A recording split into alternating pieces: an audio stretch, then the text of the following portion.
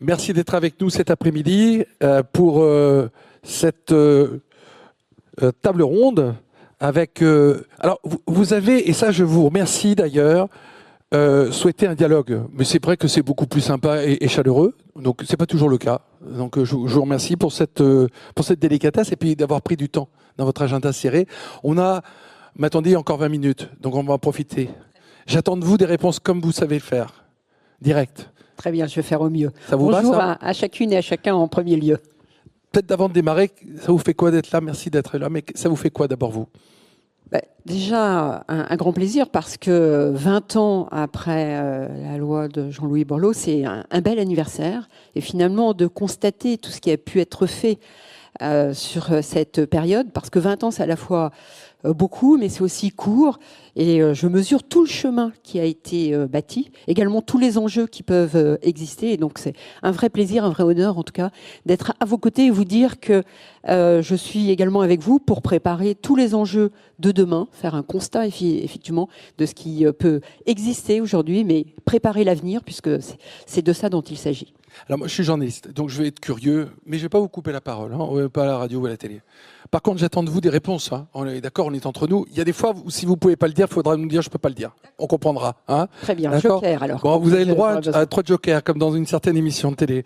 Vous venez de parler des 20 ans de Jean-Louis Borloo qui vient de nous rejoindre, mesdames, messieurs. Jean-Louis Borloo est avec nous, il est dans la place.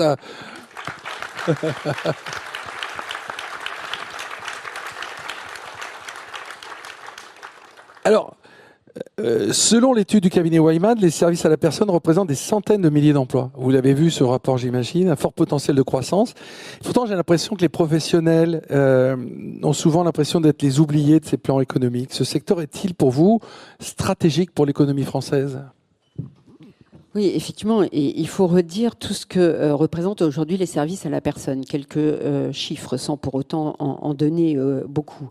Aujourd'hui, les services à la personne, c'est un peu plus de 20 milliards d'euros. Donc, c'est une activité importante, une activité économique importante. Ce sont 4 millions de ménages aujourd'hui qui bénéficient de ces services, dans tout ce qui a été dit, évoqué par Monsieur le Président, de la petite enfance, en passant ensuite éventuellement par du soutien scolaire, par du jardinage, par de l'accompagnement de personnes à domicile.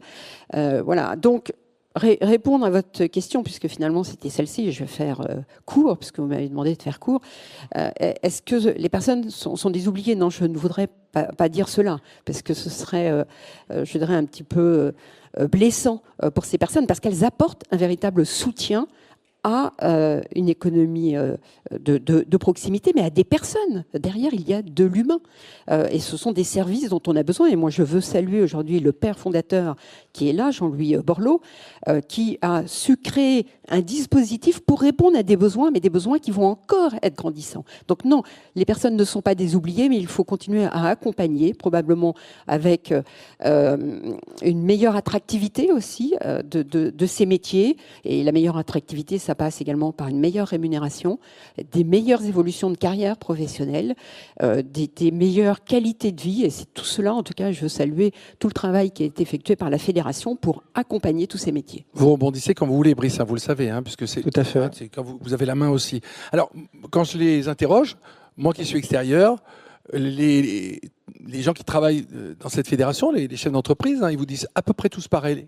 Ils vous disent ouais, mais c'est compliqué parce que en France on complexifie tout, donc un peu de simplification que diantre, et un peu de visibilité parce que quand on investit et que ça change les règles du jeu sans arrêt, nous ça nous met dedans, quoi. Est-ce que vous entendez ce message? Ça arrive jusque chez vous? Oui, ce message, enfin vous évoquez deux messages différents. Simplifier, je crois, à tous les niveaux, à tous les étages en France, il nous faut simplifier. Et moi, je suis engagée dans la simplification du monde économique et les entreprises qui sont ici, qui composent la fédération, font partie du monde économique. Et oui, il faut simplifier à tout niveau. Enfin, il y a déjà un certain nombre de dispositifs qui sont engagés, mais il faut encore aller plus loin. Je pense aux dispositifs qui concernent le cahier des charges de l'agrément en 2023 qui a entraîné des éléments positifs. Il n'y a plus besoin aujourd'hui d'avoir un local physique sur chaque lieu. Ça a été compensé par une réponse 7 jours sur 7 par téléphone. Voilà, je pense à tout ce qui concernait aussi l'activité exclusive qui était nécessaire pour remplir les conditions du crédit d'impôt. Cela a été levé depuis le début de l'année 2025. Il faut continuer dans tout ce qui est simplification, probablement utiliser plus des outils numériques, utiliser peut-être, et ça sera en tout cas un enjeu, l'intelligence artificielle qui peut aider aussi à aller dans la simplification et dans l'organisation des temps de travail. On utilise déjà certains au quotidien. Hein. Oui, ouais. Voilà, mais il faut probablement encore aller plus loin avec ces outils. Et puis, dans ce que vous appelez lisibilité, visibilité, stabilité, oui, nous avons besoin à tous les niveaux de stabilité parce que ça participe à la confiance et d'une manière générale, cette confiance, elle est nécessaire. Nous, à la FESP, on a toujours essayé d'être précurseurs sur le futur et sur ce qu'on cherche à faire. C'est pour ça que dès 2014, on a travaillé sur l'avance immédiate du crédit d'impôt. Et par rapport à ce que l'on peut reprocher de temps en temps à ce secteur, est-ce qu'il coûte, est-ce qu'il est rentable, est-ce que le crédit d'impôt est bien utilisé, ce qu'on cherche à pousser avec vos services à Bercy de longue date, c'est un observatoire factuel avec des données non contestables. Et je voulais aussi savoir où est-ce que vous en étiez un peu pour avancer et couper ces préjugés pour avoir vraiment des données factuelles sur l'intégralité de notre secteur. Alors, vous évoquez deux points là, finalement. Un premier qui concerne le crédit d'impôt, parce que c'est de ça dont il s'agit, hein, pour être très clair. Je fais des réponses très claires, mais je reformule les questions aussi pour bien que ce soit clair. Vous avez raison, comme ça, il n'y a pas d'ambiguïté. Juste dire que, moi, je me suis beaucoup engagée sur tout ce qui concerne les finances publiques depuis plusieurs années. Et Olivier Dussopt, qui est là, le sait, parce que j'ai eu l'occasion de travailler avec lui sur ce sujet. Par rapport à un crédit d'impôt, une réduction d'impôt, en fait, la question qu'il convient de se poser, c'est est-ce qu'il y a un intérêt, une utilité, un objet, un enjeu par rapport à un crédit d'impôt, une réduction d'impôt. Voilà. Ce sont les questions qu'il faut se poser parce que derrière, il y a des questions de finances publiques et c'est tout à fait légitime de se poser cette question. Alors, quelle réponse peut-on faire pour ce qui concerne les services à la personne? Déjà, on a un intérêt, un enjeu stratégique quand on connaît l'évolution démographique qui est devant nous, hein, c'est le vieillissement de la population qui est là, hein, qui va nous entraîner, je dirais, dans les 10-15 ans qui viennent avec des enjeux très, très importants. On a derrière la question des emplois, parce que c'est de ça dont il s'agit, des personnes qui reviennent dans le domaine de l'emploi. Nous en parlions en aparté un petit peu avant, et ça c'est un vrai enjeu.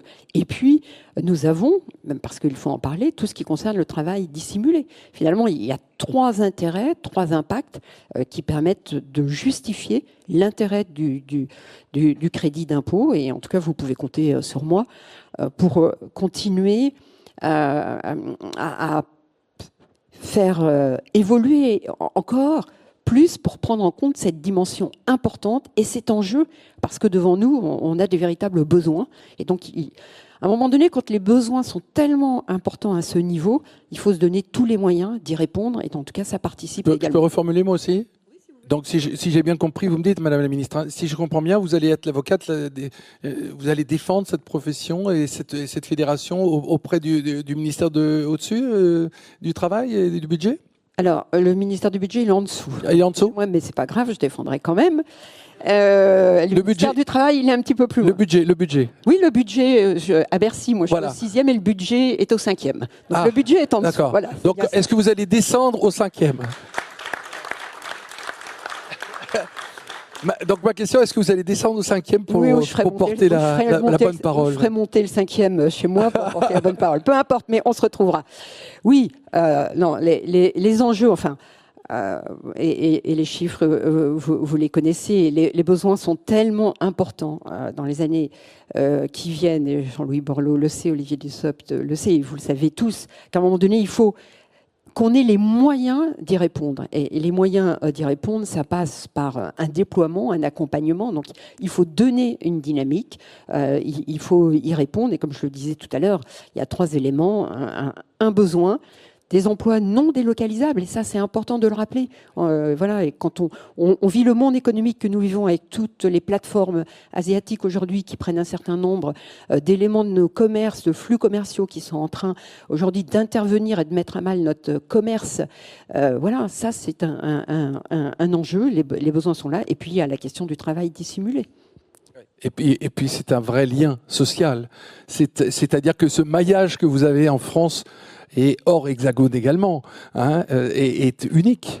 Et ce lien social qui fait la France.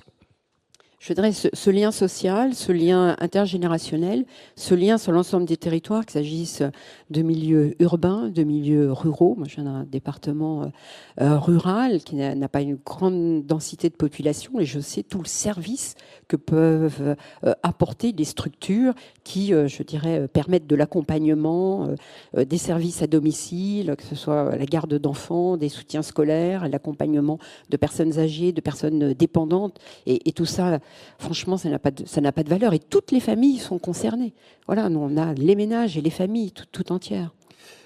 Je respecte le timing. Donc, on va arriver à la conclusion, Madame la Ministre, en vous remerciant encore une fois d'avoir pris votre temps avec nous cet début d'après-midi. Qu'est-ce que vous souhaitez dire aux professionnels qui sont là pour conclure? Ils peuvent compter sur vous?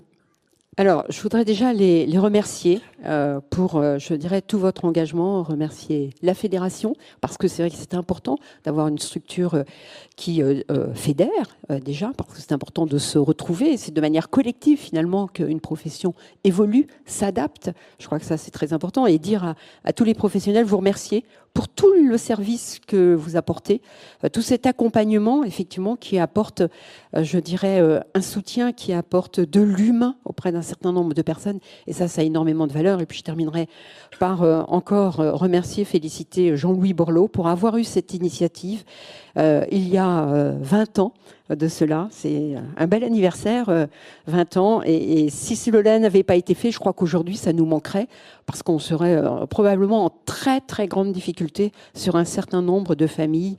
Et ça, ça serait vraiment déplorable. Et puis, pour vous dire que oui, vous pouvez compter sur moi pour, je dirais, pousser les dispositifs, les maintenir, les adapter, les faire évoluer en fonction des besoins. Et encore vous dire un très bel anniversaire. Merci, Madame la Ministre. Nous, évidemment, Madame la Ministre, nous vous retournons nos remerciements. Aujourd'hui, effectivement, nos salariés, nos professionnels, nos entrepreneurs sur ce secteur qui pèse 1 million, donc 200 000 salariés, est un secteur aujourd'hui sur nos 20 ans dont nous sommes fiers et nous savons que nous pouvons donc compter sur vous. On a besoin de vous encore pour faire évoluer nos activités. Donc un grand merci en tous les cas pour votre présence pour nos 20 ans aujourd'hui. Merci à vous deux. Applaudissements.